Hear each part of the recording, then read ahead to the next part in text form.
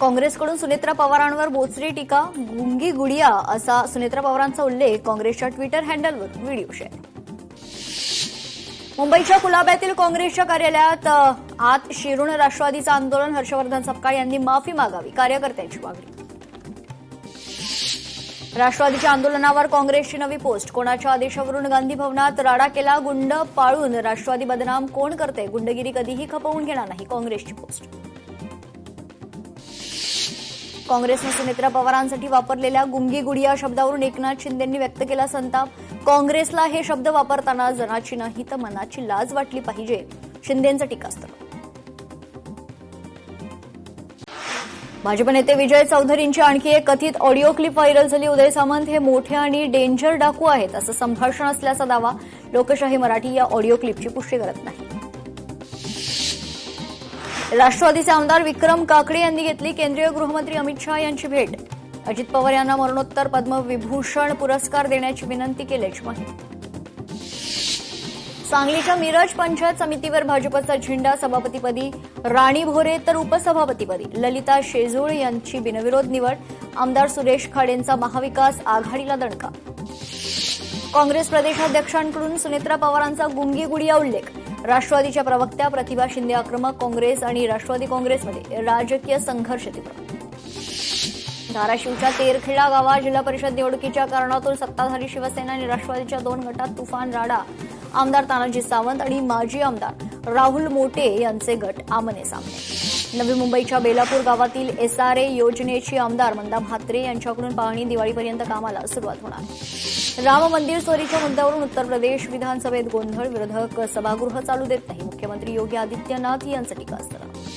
माणिकराव कोकाटेंना दिलासा कायम, दोषी ठरवण्याला स्थगिती देण्याची याचिका निकाली. कोकाटेंना दिलेले अंतरिम संरक्षण सुप्रीम कोर्टाकडून कायम.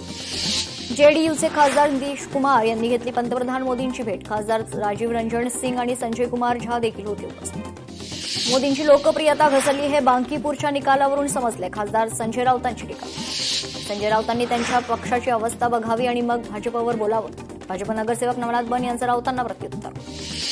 काँग्रेसच्या अधोगतीचे एक प्रमुख कारण म्हणजे त्यांना स्वतःच्या इतिहासाचा विसर पडला. राष्ट्रवादी नेते अमोल मिटकरींची प्रतिक्रिया.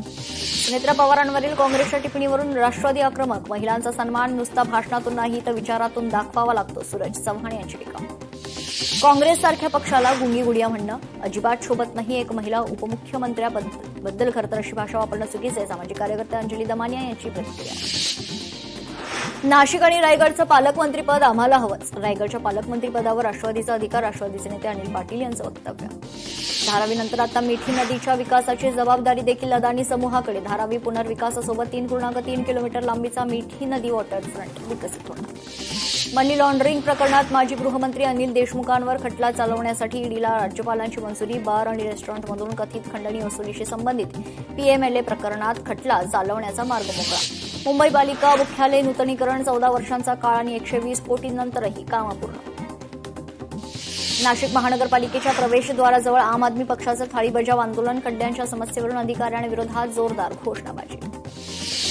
वाशिम शहरातील रस्त्यांची दुरावस्था. रस्त्यांवर मोठमोठे खड्डे पडल्यानं नागरिकांचा जीव मुठीत धरून प्रवास. वारंवार तक्रारी केल्या असतानाही ठोस उपाययोजना न केल्यानं संताप.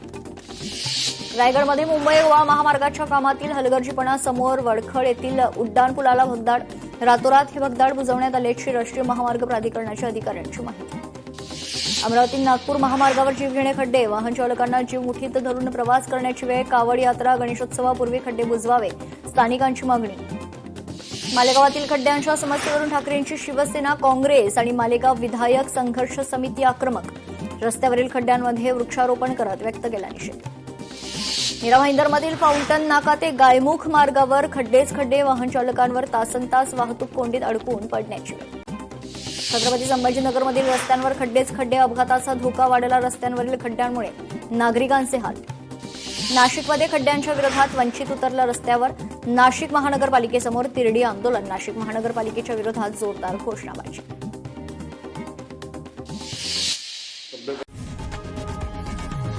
लोकशाही मराठी ऐका, पहा, जागरूक रहा.